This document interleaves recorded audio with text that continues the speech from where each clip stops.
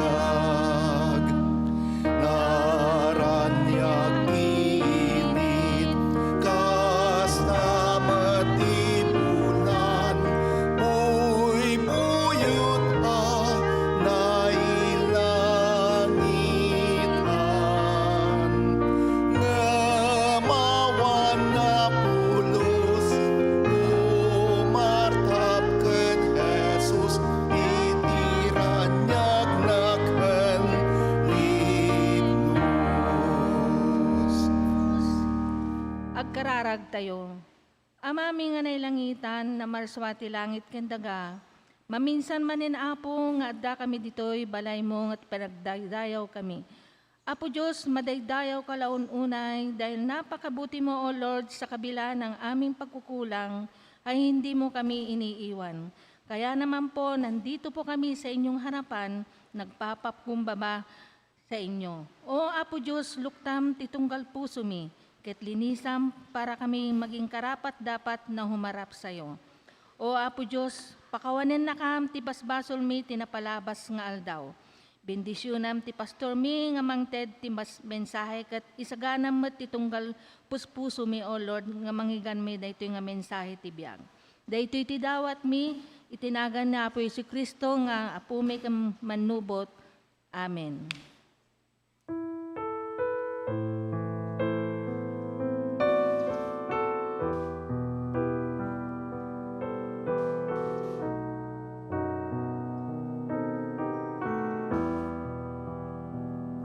O Diyos diya'y langit, dayawan daka, pagariam ka di, isu ti dumten. Tamnan pagbiagan mi, kasi diya'y langit, dito'y daga. Item kadaka mitawapu, pagtaraon mi, itinaldaw, makawanen na kamtibason mi, pagkawanen mi, metadami. Adut sulisog, inananakan, isalakan na kang kinadakes, ipagariaman na kabalinkan, dayakan kagukwam. Amin.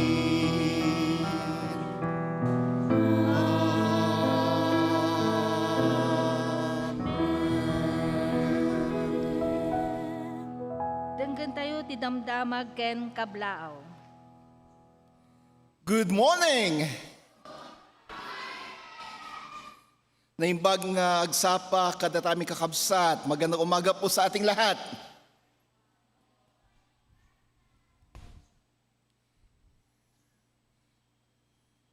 Mga kapatid, nasa pangalawang linggo po tayo ng Kwaresma. Sa panahon ng Kwaresma at unang linggo ng buwan ng Marso. Kumusta po ang ating Lenten discipline? Sino po sa inyo ang nagfa-fasting?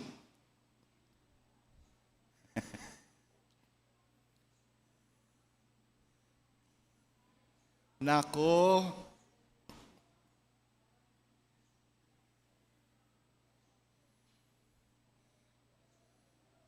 baka fast eating pa rin.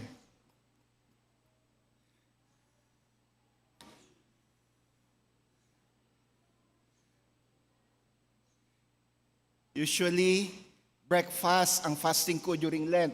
Actually, kahit hindi Lent, madalang ako mag-breakfast. Ngayon, dinagdagan ko. Once in a while na lang ako mag-dinner.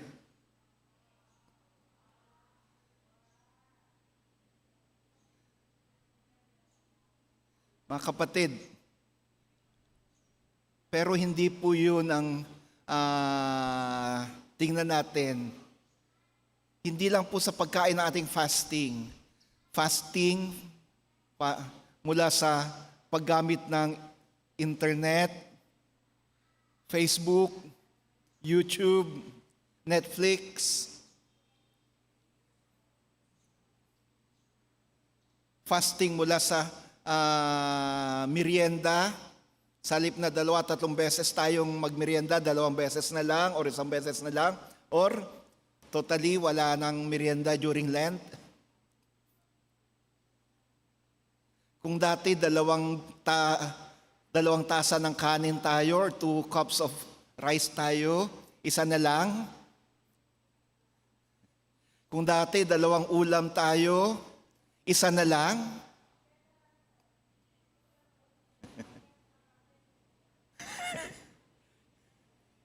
Isang ulam na lang. Kung dati, bagnet at gulay, bagnet na lang. Yun ang sabi natin, awe. Sa dami-dami na yung ipa-fasting. Sa gulay siya magpa-fast. Yung bagnet hindi.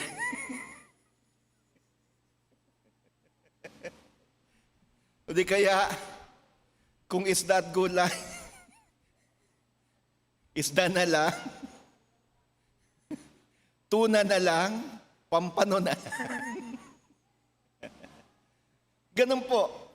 Those are just examples. Kapag di natin kaya yung lubusang mag-fast, there are so many ways by which we deny ourselves of our comfort. At kung magkano man na natipid natin, ialay natin yun sa Panginoon. That's the essence of our fasting. We fast and we give to the Lord. Pangalawa, kumusta po yung ating Lenten discipline, yung ating Lenten crosses? Kahapon po ang pansampung gabi or pangsampung araw ng Kwaresma. Have you said an extra prayer? Did you help someone? May tinulungan po ba kayo? May ginawa po ba kayo na napakahirap gawin pero ginawa nyo? May mga ginawa ba kayo na ng kusa na hindi nyo inantay na masabihan kayong gawin yon?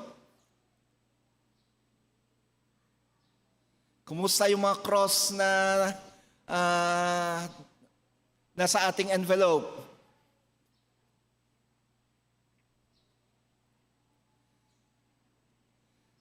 Again, lahat ng mga to ay upang matulungan tayo na mag-focus palalo sa Panginoon sa ngayong panahon ng Kwaresma. This helps us to focus more on the Lord than on ourselves this Lenten season. Pangalawa po, tinatawagan ko po ng pansin lahat ng kasapi ng Church Council, lahat ng members ng Church Council, chairpersons at committee members. You are all expected to attend our pre-charge conference. Marami po sa inyo ang miyembro ng konseho na nandito. Members ng committees and chairpersons ng committees. Inaasahan po kayong dumalo sa ating pre-charge conference. After lunch po. Pero huwag po kayong mag-alala kung wala kayong baon. Meron namang inihanda ang ating council chair para sa atin na lunch. Isang membro po ng konseho. At sana, pagkatapos ng lunch, manatili pa rin kayo. Ano, Kuya June? Para sa pre-charge conference natin. Ang inaasahan po na magbigay ng kanilang report ngayon ay ang Nurture, Outreach, and Witness Ministries at ang Malay organizations. MYF, MAYA, FMM, MW, Ilocana Fellowship, Kapaw at ang Married Couples Fellowship. Inaasahan po na magbibigay kayo ng report sa pre-charge natin ngayon. Yung ibang committees and boards ng konseho ay sa sunod na linggo magre-report. Pangatlo,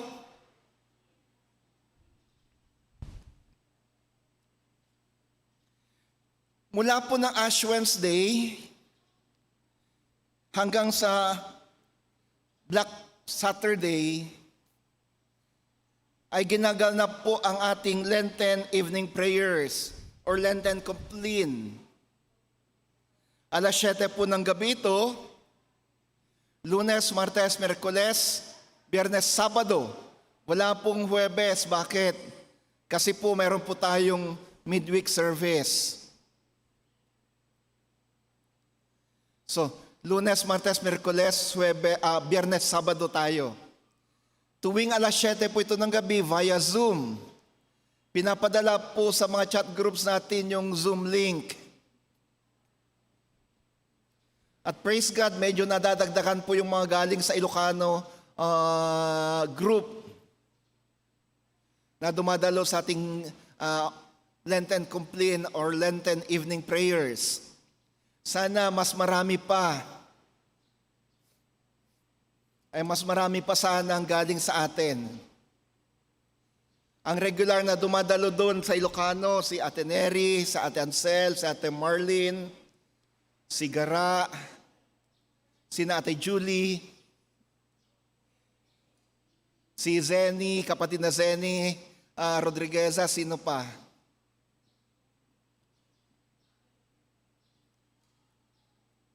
Minsan si Ami.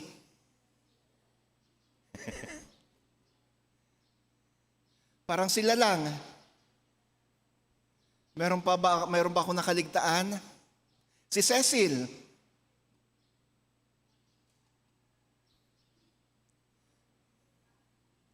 So, sana madagdagan pa yung mga, si Teacher Ethel, madagdagan pa yung mga galing sa Ilocano group na dumalo sa ating Lenten Evening Prayers. Pinapadala po namin yung Zoom link sa mga chat groups natin. Every night po yan ng 7:00 ng gabi. 1 oras lang po ito.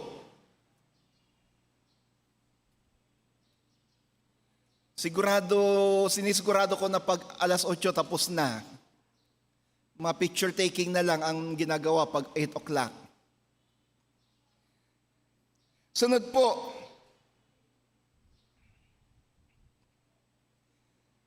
March 7, ang Church Workers Fellowship Meeting sa Redeem UMC sa Lipa City, Batangas. March 10 and 24, ang loading station.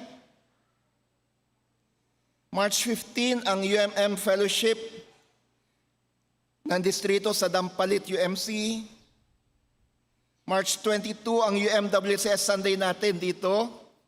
Sa ibang simbahan, March 15, pero dito po sa NACS ay sa request ng mga kababayan, in-adjust natin, ginawa nating March 22. March 28 naman po ito yung PAC, UMWCS World Day of Prayer sa Malabon Central.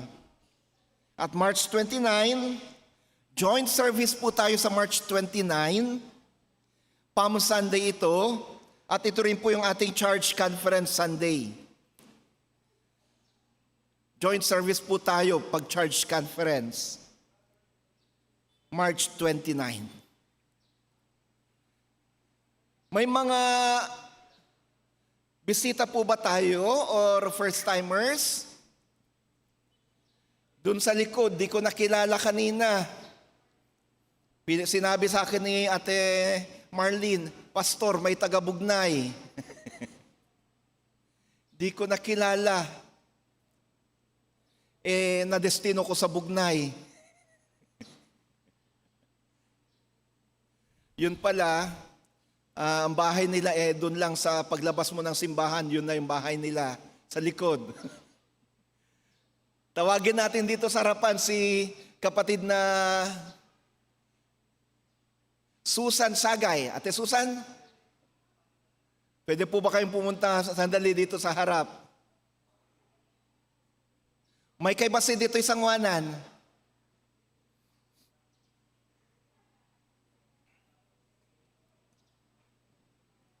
Ayan. Sino pa po yung mga first-timers dito sa NACS? Agtadra ito isang ate. Yan. Sumaho kayo dyan kongregasyon. Managbabain ni Ate Susan, no?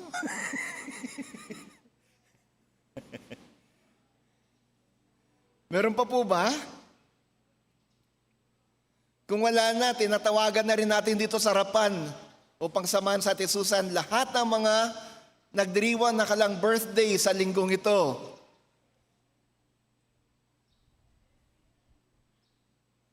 We have, nasa Isabela siya, di ba? At Evelyn Lanuza, Jacob Miguel Alag, Charmaine Balingit Enosida, John Gabriel Racal, andyan na ba si Gab? Miracle Athena de Leon, Alex Kalumba, asan si Alex? Marian Valencia, Claribel Francisco, Lisa Fabregas, Michelle Ann Moran, Clarita Beloy, Osias Pagapan Jr., Ruvinel Velasco, asat sa Ate Ruby. Kilala niyo tong sunod? Parang wala yatang din nakakakilala sa kanya eh. Jovito Sermonia Jr., si Kuya Jun. Yung ating Central Conference lay leader at ating council chair. Birthday pala ni Doc. Melinda Ranyola, ipanalangin po natin sila, lalo na si Kuya Yeki na nasa ospital pa rin. Ivan Miguel Ledesma. Meron pa ba? Meron pa po bang mga birthday celebrators dyan na hindi na tawag?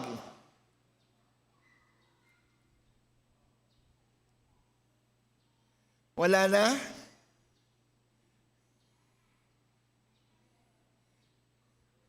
Sige, tayo po'y manalangin. Can we just extend our hands toward them and let us pray for them?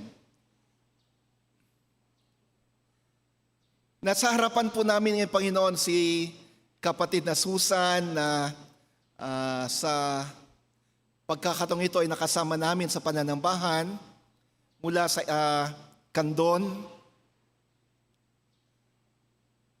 Salamat po sa pagdala nyo sa kanya dito upang makasama namin siya. Dalangin namin na siya ay inyong basbasan, sampu ng kanyang buong pamilya, sa Kandon at saan man naroon, yung ibang miyembro ng pamilya. Batid mo ang kanilang pagmamahal sa iyo bilang sa pamilya. Batid mo ang kanilang paglilingkod sa iyo sa iyong simbahan. Kung kaya't parangalan, Panginoon, ang kanilang pananampalataya, ang kanyang pananampalataya, pakinggan ang kanyang mga panalangin. Ganon din, Panginoon, na sarapan namin si Kuya Jun, ang isa sa mga lingkod mong walang sawang tumutulong sa gawain ng simbahan at sa mga nangangailangan. Batid mo rin ang kanyang mga kahilingan sa iyo, O Diyos. Sa pagdiriwang niya ng kanyang kaarawan, dalangin namin, patuloy mo siyang ingatan at basbasan. Gawin mong matagumpay sa lahat ng kanyang mga adikain at gawain. Ganon din, pagpalain ang kanyang buong pamilya, mga anak na sa ibang bansa, kasama na si Vince na nandito kasama nila, at sa Ate Lucy, mga kapatid at mga pamangkin, mga apo. Ingatan sila, gabayan sila, protektahan sila. Muli, salamat po sa bagong taon, bagong buhay na kaloob mo kay Kuya Jun. Sa ngalan mo, Kristo, itong aming panalangin. Amen. Let's sing a birthday song and God bless you song sa kanila. Ate Susan, diyan ka muna. To you, happy birthday, happy birthday, happy birthday to God bless you always. God bless you always. God bless you always. God bless you. God bless you. God bless you always. Ice cream. Welcome, Ate Susan. Happy birthday, Kuya Jun. At sa lahat po na nagdiriwang ng kanilang birthday, happy birthday po. Tawagin natin lahat ng mga bata para sila ay ating ipanalangin ngayon.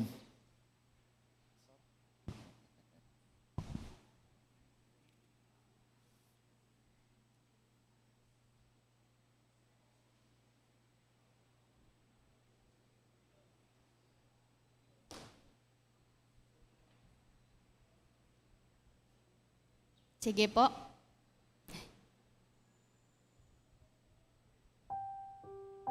I-extend po natin ang ating mga kamay para sa kanila. Diyos namin na nagbibigay ng buhay, Diyos ng pagpapala, sa sandaling ito, nasa iyong harapan ang mga batang ito, O Diyos. Nakaluhod at nananalangin. Patuloy, Panginoon, na itinataas namin sila sa aming mga panalangin. Dalangin namin, O Diyos, patuloy na pagpalain mo sa kanilang paglaki, sa bawat proseso ng buhay na kanilang haharapin, O Diyos. Salamat sa inyong pagtawag sa kanila sa araw na ito at sa patuloy, Panginoon, na pagkilos niyo po sa kanilang mga buhay, bagamat hindi pa nila lubos maintindihan kung paano ka kumilos sa kanila. Pagpalain niyo po sila sa kanilang pag-aaral. Ganon din, Panginoon, sa pag-aaral ng iyong salita dito sa iglesyang ito. Pagpalain niyo maging ang kanilang mga magulang, ang kanilang mga mahal sa buhay, O Diyos, na tinawag mo upang ang mga ito ay makubog sa inyong katuruan, sa inyong kalooban. Lord, dalangin namin na pakinggan mo po sila. Dalangin namin na protektahan mo po sila sa bawat araw ng kanilang pamumuhay. Ganon din, Panginoon, na patuloy na iukit mo po sa kanilang mga puso ang pagmamahal, Panginoon, pagmamahal sa inyo. Ito ang aming samot dalangin ng may pagpapakumbaba at pag-asa sa pangalan ni Jesus. Amen.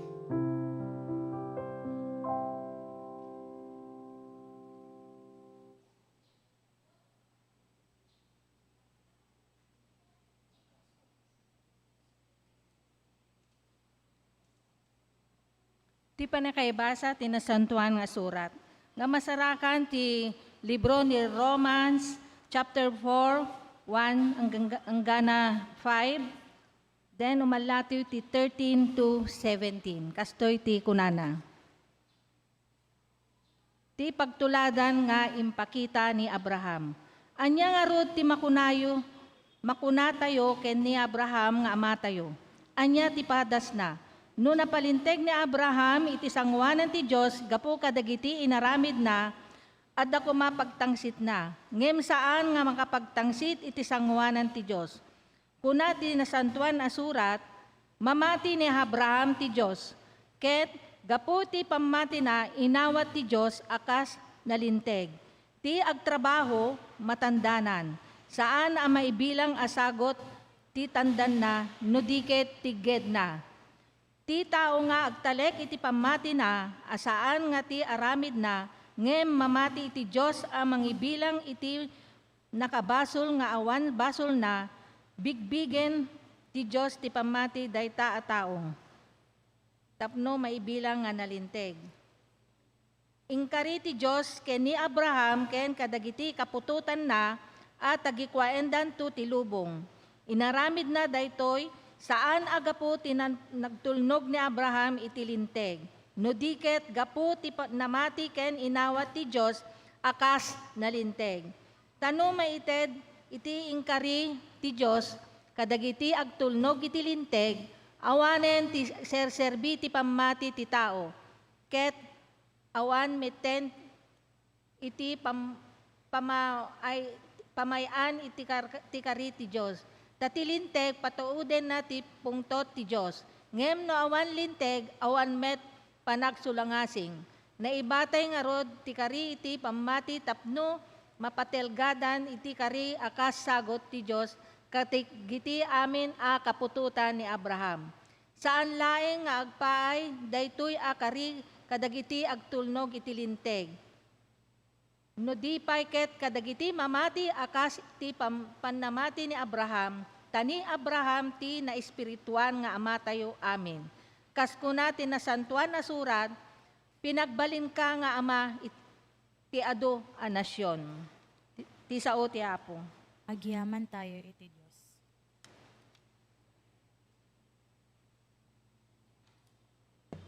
Ang ebanghelyo mula po sa Juan, chapter 3, verses 1 to 17, at ganito po ang sinasabi. May isang Fariseyo na nagngangalang Nicodemo na pinuno ng mga Hudyo. Isang gabi, pumunta siya kay Jesus at sinabi, Rabbi, nalalaman po namin kayo'y isang tagapagturong mula sa Diyos, sapagkat walang makakagawa ng mga himalang ginagawa ninyo kung wala sa inyo ang Diyos. Sumagot si Jesus, tandaan mo ang sinasabi kong ito, malibang maipanganak na muli ang isang tao, hindi niya makikita ang paghahari ng Diyos. Paanong may papanganak pang muli ang isang taong matanda na? Makakapasok pa ba siya sa sinapupunan ng kanyang ina para muling maipanganak? Tanong ni Nicodemo. Sagot naman ni Jesus, tandaan mo ang sinasabi kong ito. Malibang ang isang tao ay ipinanganak sa pamamagitan ng tubig at ng Espiritu, hindi siya makakapasok sa kaharian ng Diyos. Ang taong ipinanganak sa laman ay laman at ang ipinanganak sa Espiritu ay Espiritu. Huwag kang magtaka sa sinabi ko sa iyo. Kayong lahat ay kailangang maipanganak na muli. Umiihip ang hangin kung saan nito nais at naririnig mo ang ugong nito, ngunit hindi mo alam kung saan ito nanggagaling at kung saan pupunta. Ganoon din ang bawat ipinanganak sa Espiritu. Paano po mangyayari iyon? Tanong ni Nicodemo.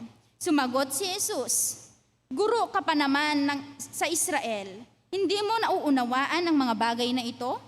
Pakatandaan mo, ang sinasabi namin ay nalalaman namin at ang pinatotohanan namin ay nasaksihan namin. Subalit, hindi ninyo tinatanggap ang aming patotoo.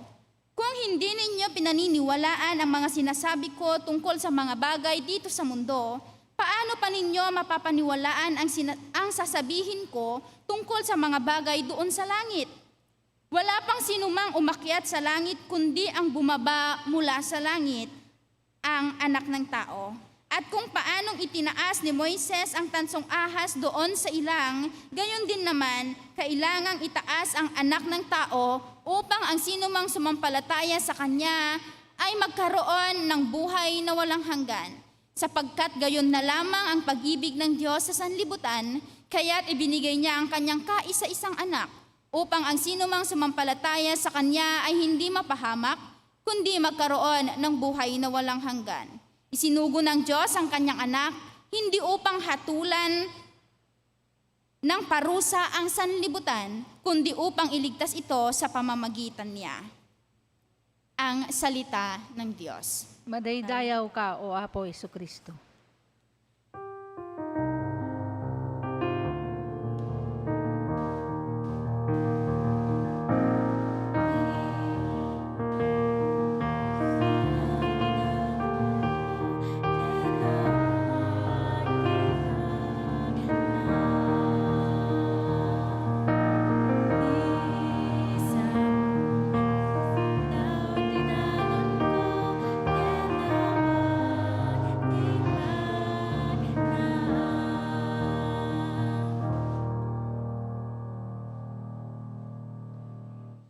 Sagana tayo, ti puspuso tayo, ti pinagdengag ti mensahe ti kanta.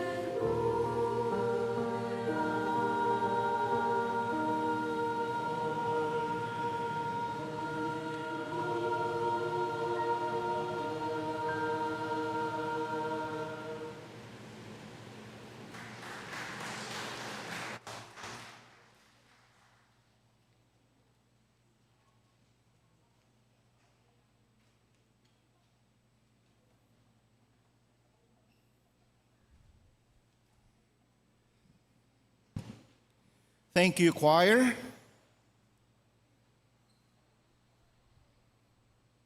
The majesty and glory of His name.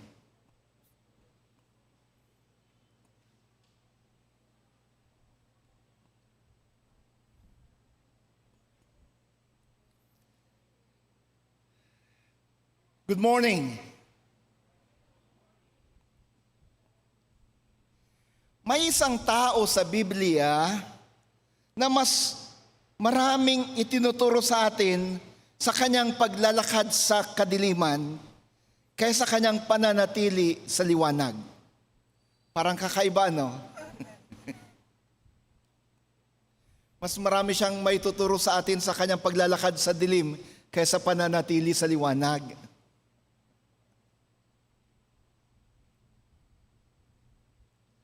Ang pangalan niya ay Nicodemo. Si Kuya Nick. Malala ko, nung nasa seminary kami, may kaklase kaming isang Lutheran. Lutheran Church ang kanyang simbahan. Ang nag-iisang Lutheran sa seminaryo. At ang niyang kapangalan ay Nicodemus. Kaya nung binabasa ko yung ating lesson, naalala ko tong classmate kong ito. Chaplain siya ngayon sa mga seafarers. Nung ikasal kami ni Ruth, nagulat ako, kinuha ko kasi siyang ninong, nagulat ako.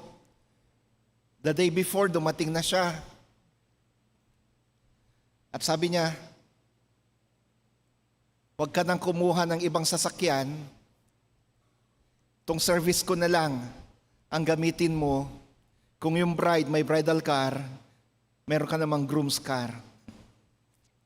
Ang kanyang service, isang malaking Mercedes na van. Si Kuya Nick. Yung lalaking pumunta kay Jesus sa oras ng gabi ay si Nicodemus. Isa siyang Pariseo, pinuno, guro ng Israel. Kung ang kaligtasan sana ay nakukuha sa relihiyosong credentials, pasadong-pasado siya. Pero may isang detalye tayong hindi dapat palampasin. Sa verse 2 ng John chapter 3, sinasabi dito, lumapit siya kay Jesus sa gabi. He went to Jesus at night when it was dark. Bakit gabi? Dahil ang liwanag ay naglalantad. Ang liwanag ay naguhubad ng maskara. At si Nicodemo, sa kabila ng lahat niya, ay takot sa liwanag. Takot na lumapit kay Jesus kapag maliwanag. Kasi si Jesus ay kakontra ng mga Pariseo. Si Jesus ay kakontra ng mga religious leaders. Takot sa maaring mangyari sa kanya kapag tumungtong siya sa katotohanan. May reputasyon siyang mawawala. May posisyong masisira, may relihiyong kailangang bitawan. Kaya lumapit siya sa dilim. Hindi para sumuko, kundi para makipag-usap. Gusto lang niyang magdagdag ng konting Jesus sa kanyang buhay nang hindi nasisira ang sistema na kung saan siya napapaloob. Pero hindi dumating si Jesus para pagandahin ang lumang buhay, mga kapatid. Dumating siya para bigyan tayo ng bagong buhay. Jesus didn't came to set aright our lives, to put our lives in its proper perspective. No. Jesus came to give us new life, bagong buhay. At sinabi niya ang salitang sumira sa relihiyon ni Nicodemo at magliligtas sa ating lahat. Sabi niya, kailangan mong ipanganak na muli. You need to be born again.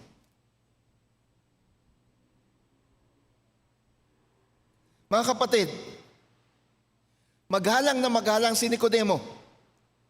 Pinuri pa nga niya si Jesus Pero si Jesus, hindi siya natutuwa sa mga papuri.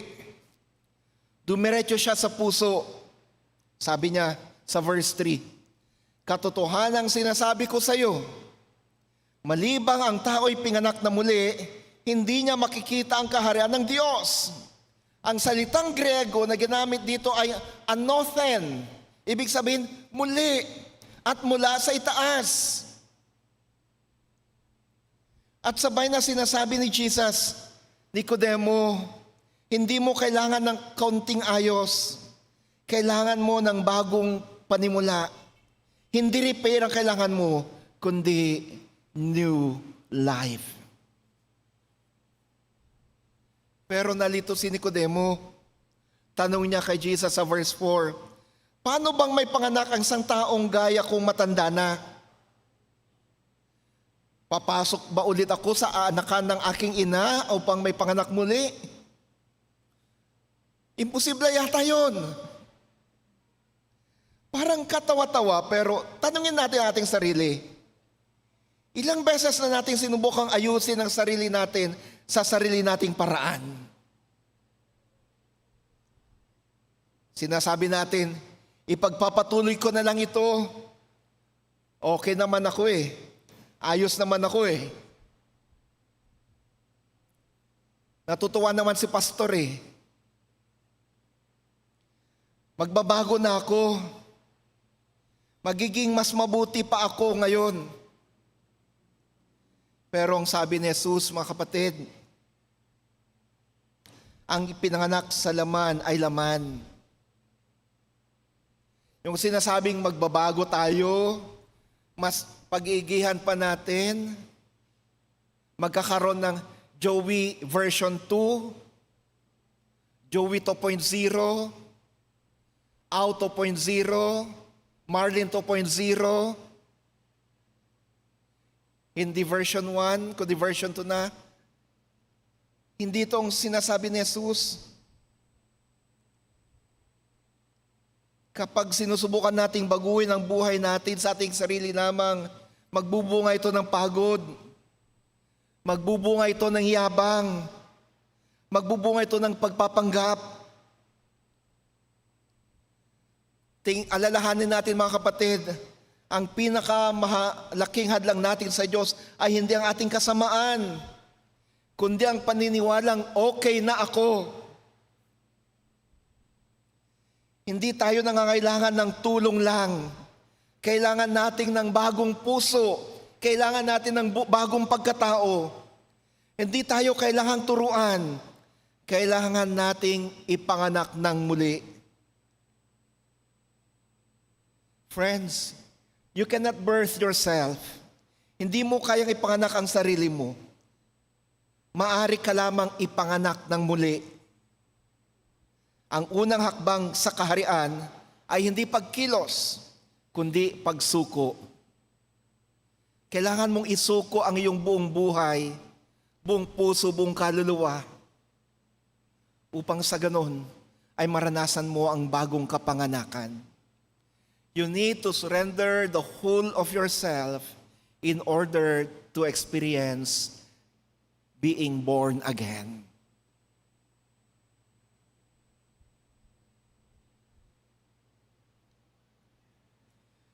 Nalito si Nicodemo.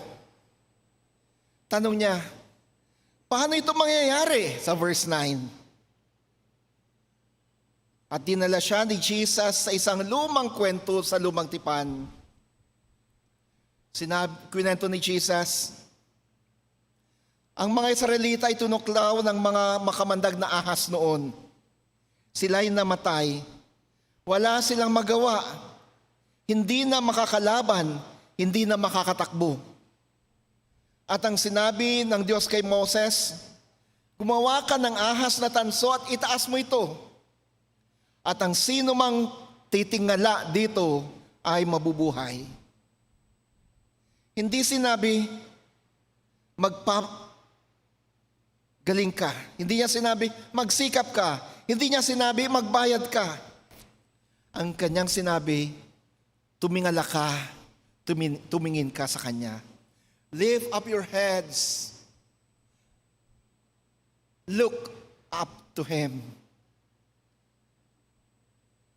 Tumingala kayo.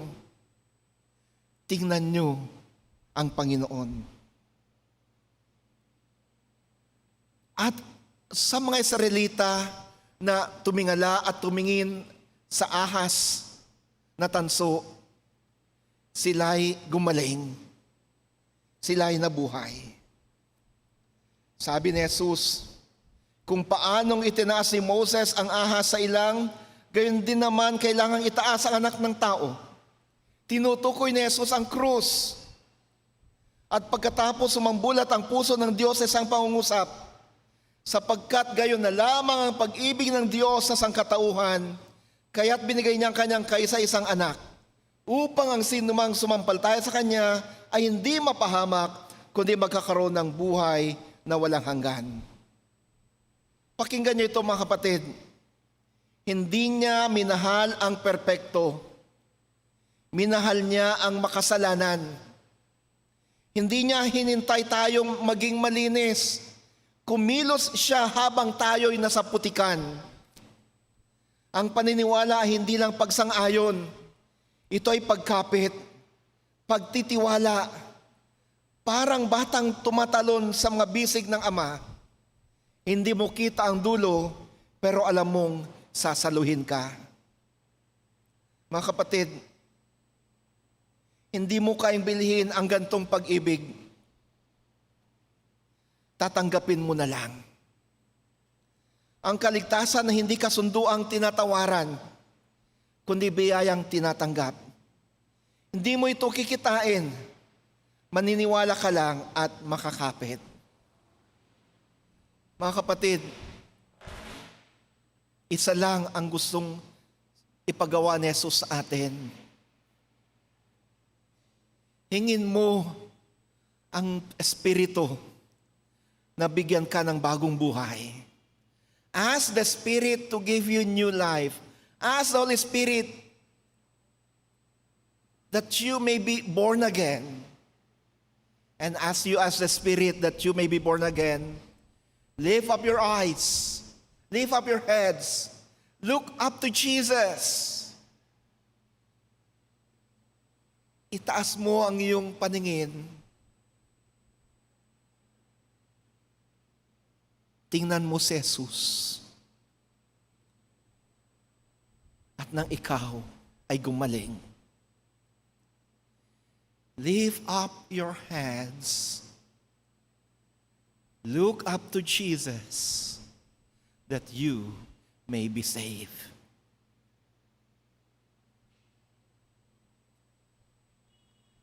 Nagsimula ang kwento sa gabi. Pero hindi doon nagtapos si Nicodemo. Sa John 7, makikita natin dito na pinagtanggol niya si Jesus. Sa John 19, pagkatapos ng krus, sino ang lumabas? Si Nicodemo. Kasama niya si Simon na taga-Arimatea. May dala siyang 100 librang pabango para ilibing ang katawan ni Jesus. Ang taong lumapit sa gabi, ngayon ay lumabas na sa liwanag. Hindi na nagtago, hindi na natakot. Sabi ni Jesus sa verse 19, inibig ng mga tao ang dilim kaysa liwanag, sapagkat masasama ang kanilang magawa. Bakit? Dahil ang dilim ay ligtas. Ang dilim ay walang naglalantad.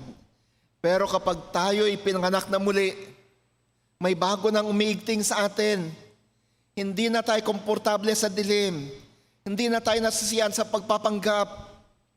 Dinadala natin ang ating sugat sa Diyos. Dinadala natin ang ating kahinaan. Dinadala natin ang ating kasalanan. Hindi parusahan, kundi para pagalingin. Hindi upang mamatay, kundi upang mabuhay. Ang bagong panganakan ay hindi ang wakas. kundi ito ang simula. Simula ng mahabang paglalakad palabas sa dilim. Simula ng totoong buhay, walang maskara, walang pagpapanggap, walang takot. Kinailangan ni Nicodemo na mamatay ang kanyang relihiyon para mabuhay ang kanyang pananampalataya. Ganon din tayo mga kapatid. Let us remove our being religious. Let us die from being religious and let us be born again into a person of renewed faith, person of pure faith.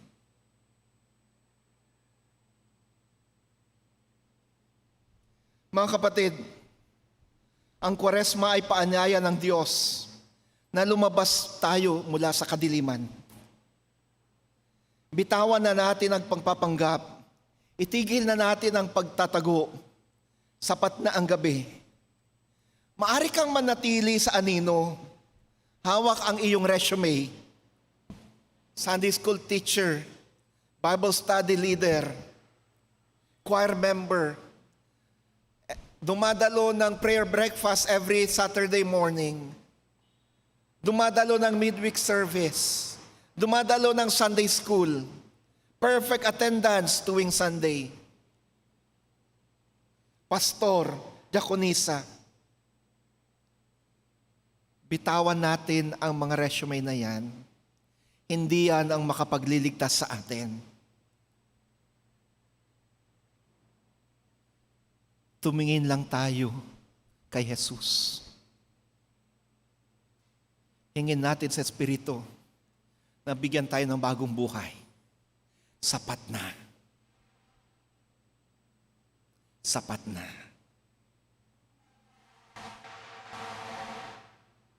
Lumabas ka sa liwanag. Huwag ka na magtago.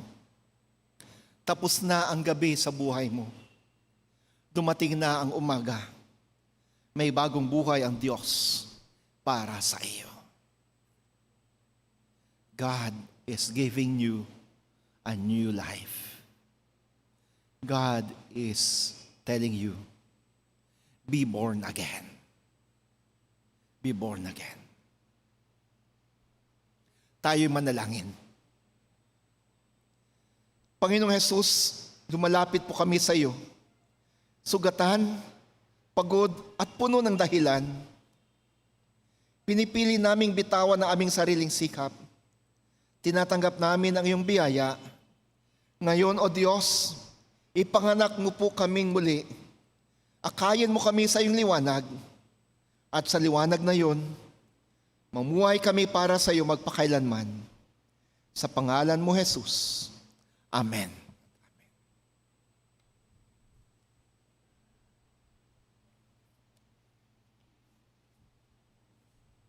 Purihin ng Diyos sa napakagandang mensahe ng buhay. Maawagan dagiti ushers.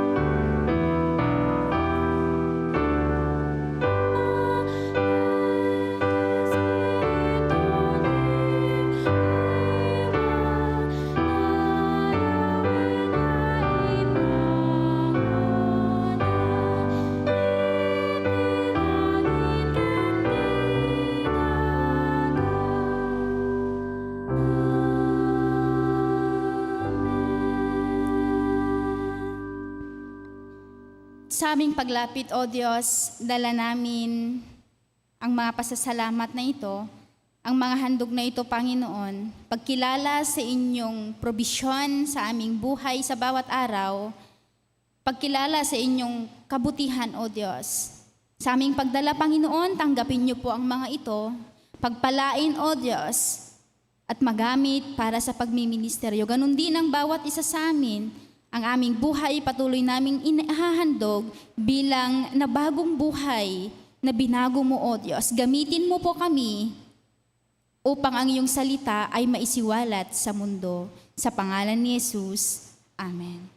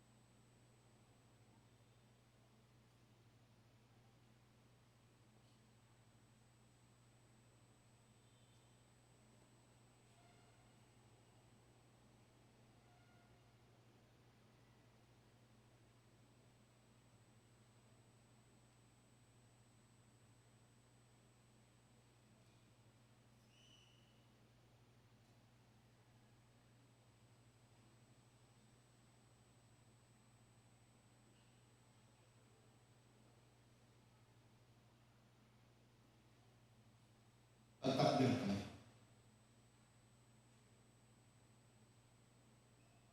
Iapot ka ka na kayo.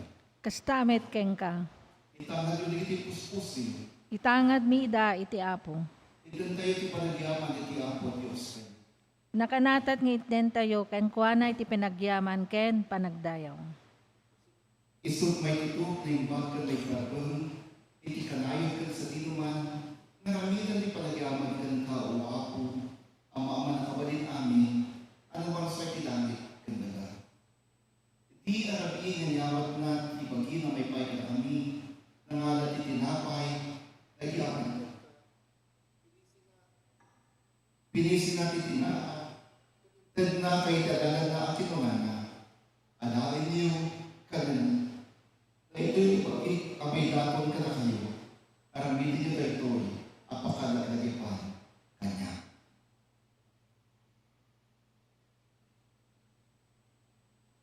Kalpasanti pa ng nabili, nangalati ko pa, nagyaman ka, intad na kayo kagala na kimanana, uminom kayo amin iti daytoy, daytoy tidarag iti barutunan, may parupok, gapo ka kayo, kan kaligiti ado, may paay ti panakapakawan ti pason, aramitin niyo daytoy, amasansan, kas pakalaglagipan, kanya.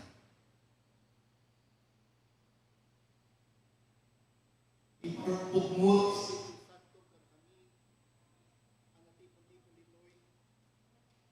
kan kaligito'y asa, Ramidam tayo ka na kami, apagikandara ni Kristo, tapno ni tayo yung lubong, agbalin kami abagi ni Kristo, ang nasubot iti dara na.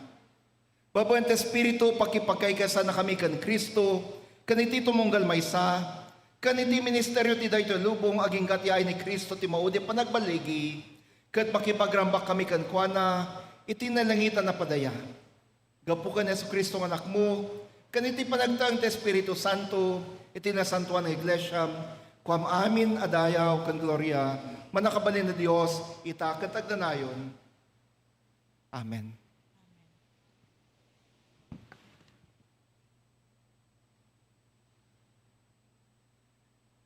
Gapu ta dalaing may sa tinapay, datayo oray may sa tayo bagi, makipaglakam tayo ti may sa tinapay.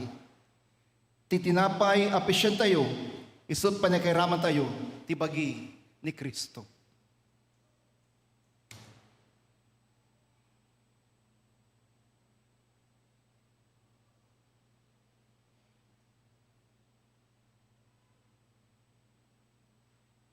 Agyaman tayo tababan iti kopa, may raman tayo iti dara ni Kristo.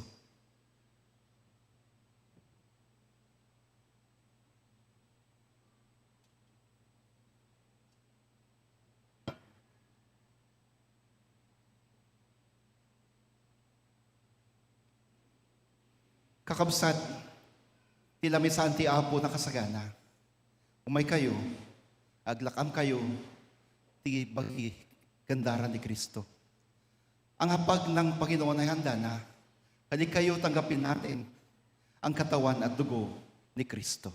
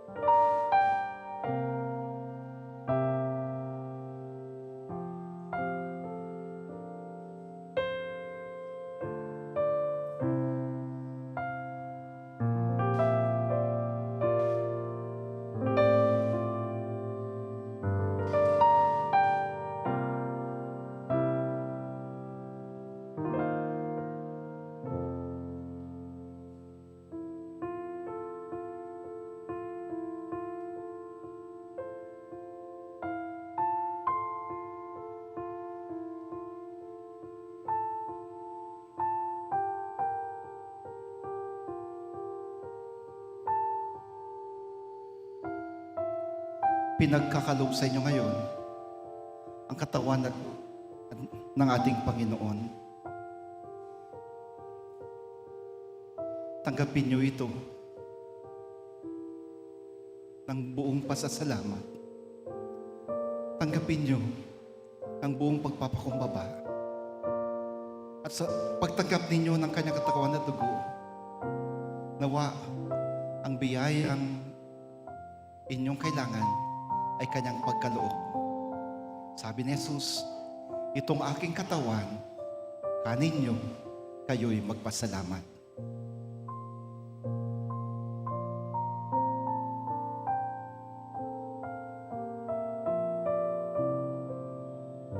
Kanya rin sinabi, ito ang aking dugo, pinagkakalob ko sa inyo para sa kapatawaran ng iyong mga kasalanan.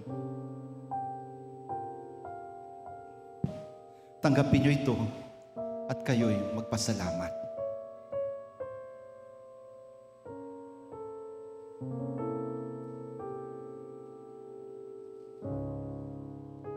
Pagpalain, Jesus, ang mga kapatid na ito na tumanggap na yung katawan at dugo. Patuloy mo silang biyayaan, pagalingin sa masakit na nararamdaman. Sa ngalan mo, Amen.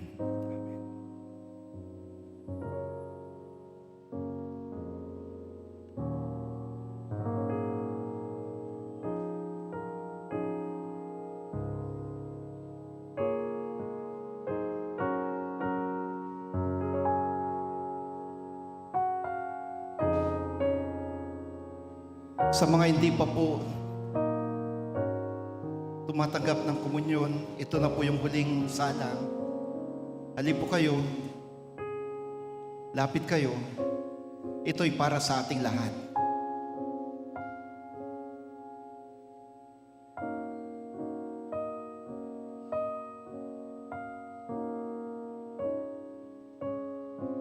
Bigay mo kay God. Ayun na lang din. Ayun na lang din.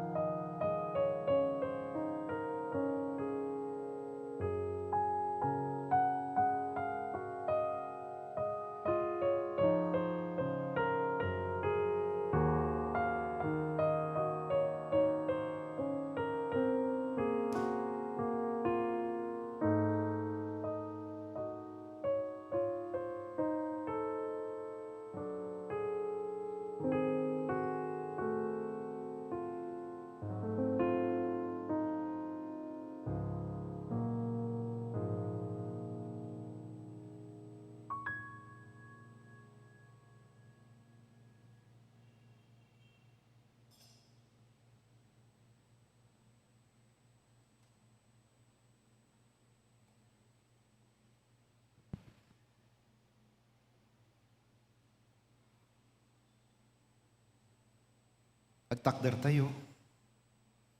Datay amin ti kararag kalpasan ti panaglakam. Pagnanayon na Diyos, agyaman kami kan ka, gaputi da ito na santuan na misteryo. Anang idatunam ti biyag magpaay ka na kami. Patkam tapnong mapan kami ti lubong, papan ti panakabalin ti Espiritu. Kasi tadmi ti biyag mi kaliti sabsamali. Tinaga na sa Kristo nga pumi. Amen.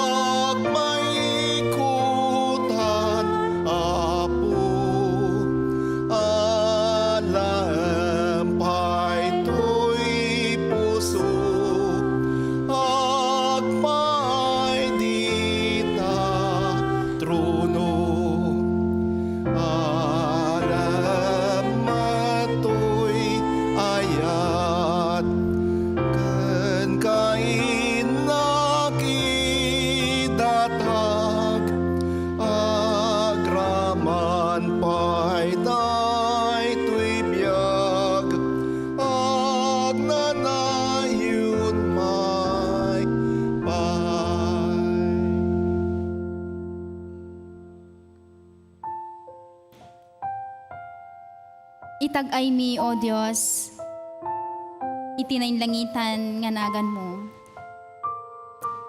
Kami nagpupuri sa sandaling ito, Panginoon. Lumalapit ng may pagpapakumbaba.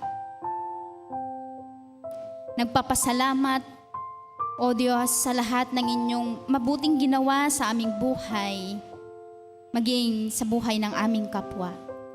Salamat, O Diyos, sa oras na ito. Magtatapos ang aming pagsamba, ngunit ang aming paglilingkod ay magpapatuloy sa aming paglabas sa sanktuaryong ito. Lord, salamat sa mensahe ng buhay ni iyong ibinigay at pinagkaloob sa bawat isa sa amin sa pamamagitan ng sermon, O Diyos. Salamat at muli, O Diyos, ay inyong ipinapaalala ang inyong salita sa amin.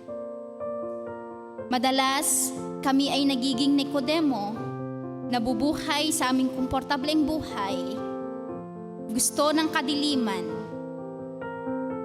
Ngunit hinahamon mo kami minsan pa na ang aming paniniwala kay Jesus, ang aming pagsunod sa Kanya, ibig sabihin ay pamumuhay ayon sa liwanag. Kaya bigyan niyo po kami ng lakas, gabayan niyo po kami't pangunahan, nang sa ganun, Panginoon, kami ay makapamuhay ayon sa liwanag. Patuloy, Panginoon, na mangusap ka sa amin gamit ang iyong salita, gamit ang mga himno, gamit ang aming kapwa, O Diyos. Paalalahanan mo po kami upang kami hindi mawala sa landas na aming tinatahak na iyong inihanda para sa amin. Lord, bitbit namin ang iba't ibang mga dalangin sa sandaling ito.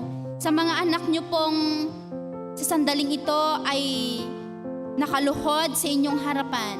Mga anak niyong nakaupo sa kanilang mga upuan at maging ang mga kasama namin sa online. Bawat isa, O Diyos, ay may idinadaing. At alam naming pinapakinggan ninyo ang aming mga panalangin sa sandaling ito.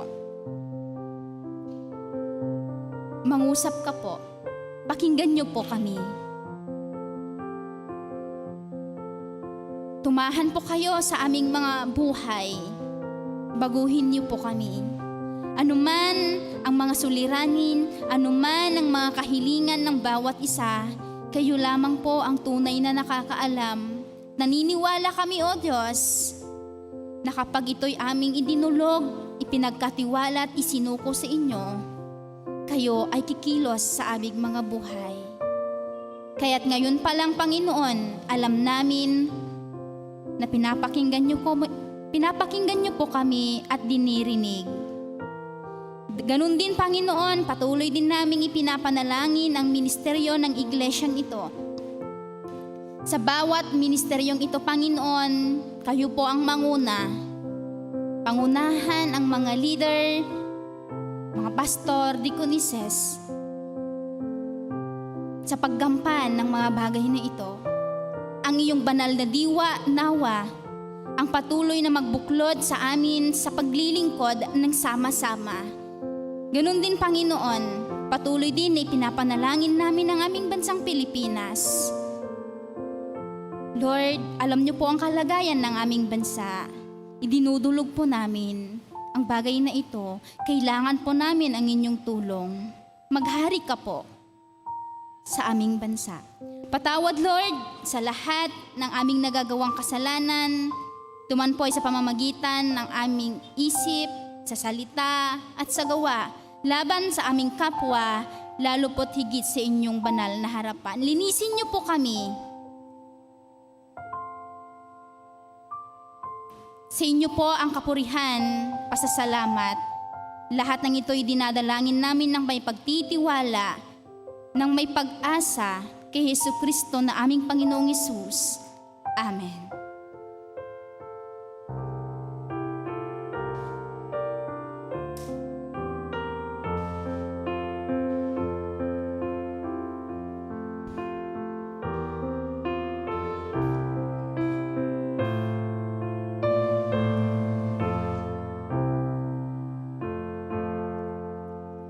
Ako dala mapu